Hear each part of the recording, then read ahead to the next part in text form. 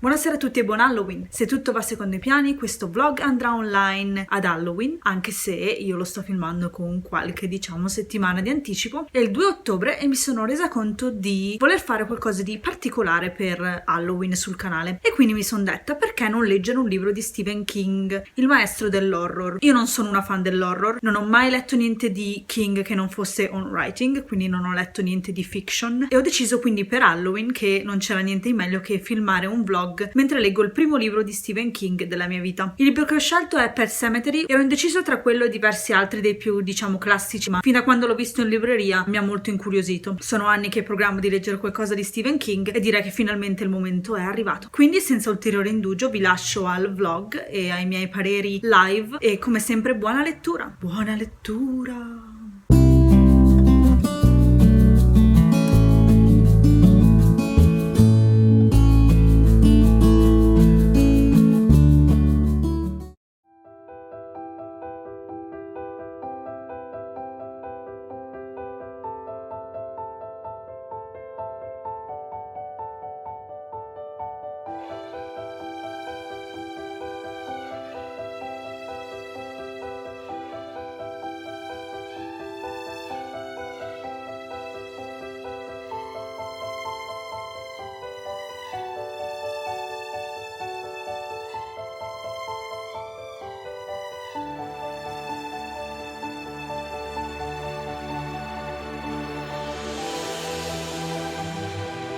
Primo aggiornamento, mi sembra il caso di avvisarvi che questo vlog probabilmente conterrà alcuni spoiler perché mi piacerebbe discutere in maniera approfondita il libro, darvi i miei pareri senza dover girare intorno. Cercherò magari di evitarlo se possibile, però consideratevi avvisati, ecco. Se non avete letto il libro magari non guardate il vlog, ecco. Allora parliamo un po' della trama. Io sono al capitolo 9, la famiglia protagonista si è appena trasferita in una nuova città, il padre lavorerà all'università come medico e la madre penso sia casalinga, non viene specificato. La famiglia si è trasferita da 3 settimane nella nuova casa e il vicino ha appena mostrato loro il famoso cimitero degli animali in cui i bambini da 80 anni a questa parte seppelliscono i loro animali domestici. E ho appena finito di leggere la scena in cui marito e moglie discutono perché la figlia è stata molto suggestionata dalla visione del cimitero e ora è preoccupata che il loro gatto possa morire da un momento all'altro. Comunque ha realizzato in un certo senso che la morte esiste e c'è tutto questo appunto discorso intorno alla morte e quanto sia in un certo senso appropriato parlarne coi bambini e come evitare di sconvolgerli. E i due protagonisti, marito e moglie, hanno appena avuto una discussione perché la moglie non vuole che la bambina vada mai più al cimitero, non vuole parlarle della morte assolutamente perché non la considera naturale, mentre il marito, forse proprio anche perché è medico, non vuole mentire alla figlia, pensa che così come sia giusto insegnarle come nascono i bambini, quindi il lato della vita, sia anche giusto insegnarle la morte perché è una parte della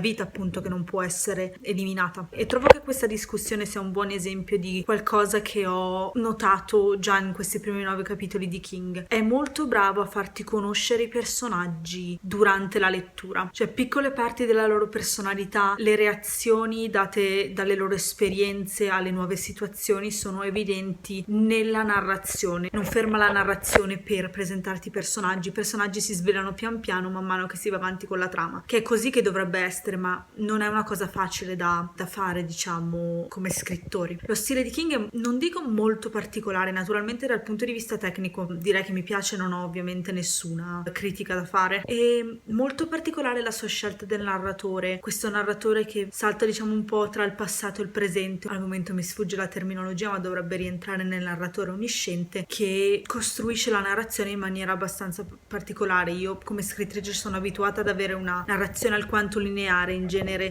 seguo cronologicamente gli eventi e non anticipo quello che avverrà perché la mia scelta del narratore è solitamente un narratore con un punto di vista di un certo personaggio, quindi io uso un narratore limitato. Niente, devo dire che fino a qui il libro mi sta piacendo molto e sono molto curiosa di saperne di più.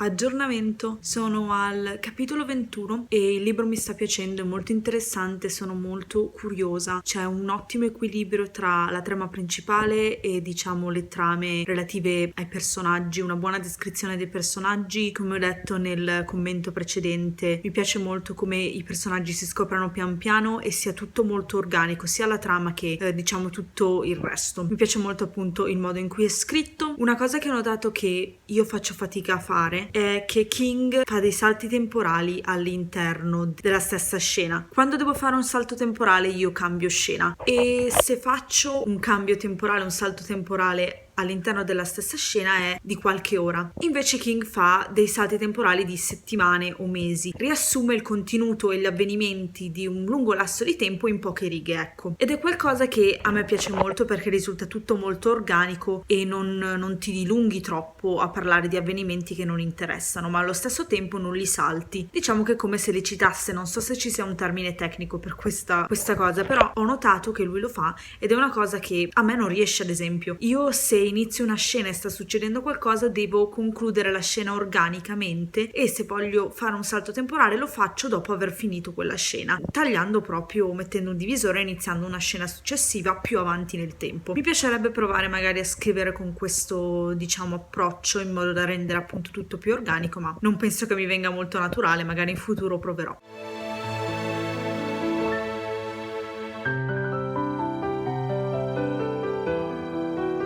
Un piccolo aggiornamento, sono all'incirca al 75-80% del libro e devo dire che continua a piacermi, sta seguendo più o meno quello che mi aspettavo a livello di trama. Sto facendo un po' di fatica a relazionarmi con il protagonista, probabilmente perché è un uomo, è un padre di famiglia, io sono una ragazza, non ho figli, di conseguenza non abbiamo molte cose in comune e faccio un po' fatica a immedesimarmi nelle sue scelte e nei suoi ragionamenti. Continuo a pensare comunque che la storia sia ben scritta, i personaggi non mi hanno preso particolarmente, ma perché probabilmente non è il mio genere di storia, e sono curiosa di andare a vedere come andrà a finire. Siamo in un momento clou e non vedo alcun lieto fine all'orizzonte. Non so se è una caratteristica tipica degli horror, se è una caratteristica tipica di Stephen King, non ho mai letto niente di suo prima e quindi diciamo che vedremo, però io sono una grande fan del lieto fine, quindi probabilmente questo libro perderà dei punti ai miei occhi proprio perché finirà male. Niente, direi che è ora di continuare a leggere.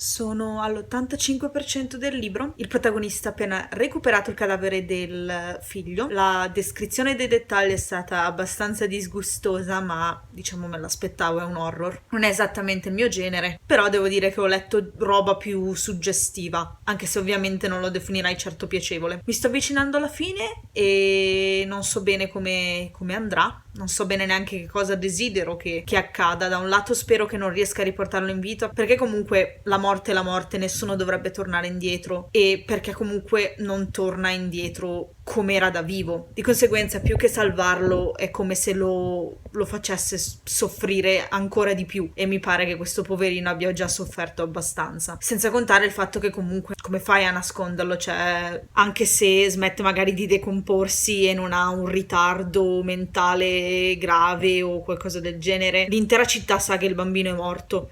Di conseguenza devono prendere armi e bagagli e trasferirsi, cambiare nome. Non è una cosa che vedo fattibile. In più, vabbè, so che il protagonista è convinto che moglie e figlia saranno contenti della sua scelta, che saranno felici di riavere il bambino, però abbiamo già visto all'inizio, penso di averne parlato, che la moglie ha una certa concezione della morte e non penso, nonostante si sia sfogata nel corso del libro e ne abbia parlato, che questa concezione consideri veramente la resurrezione come qualcosa di positivo. Ecco, vedremo come va.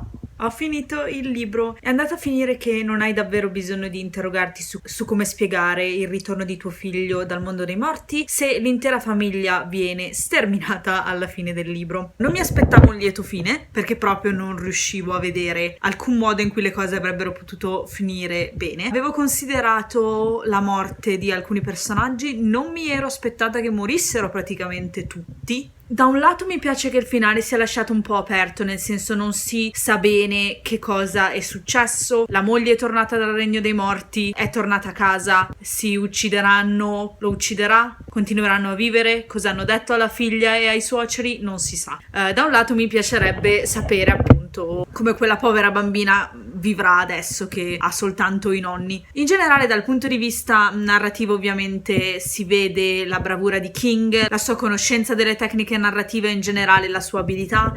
Questo tra l'altro è un libro abbastanza vecchio, è stato pubblicato nell'83 mi sembra, e immagino che da allora, essendo comunque passati molti anni, King ora scriva anche meglio. Purtroppo io sono una fan del lieto fine, non mi interessa se i personaggi soffrono nel corso del libro finché hanno un lieto fine. Ovviamente questo non è stato il caso. Il libro mi è comunque piaciuto, alcune parti sono state, non dico spaventose, ma sicuramente sono state abbastanza impressionanti da leggere. Mi aspettavo forse qualcosa di un pochino più spaventoso. In ogni caso sono soddisfatta di aver fatto questa lettura, diciamo a tema un po' Halloween. Spero che questo vlog vi sia piaciuto e che abbia reso il vostro Halloween un pochino più spaventoso. Noi ci vediamo alla prossima e buona lettura!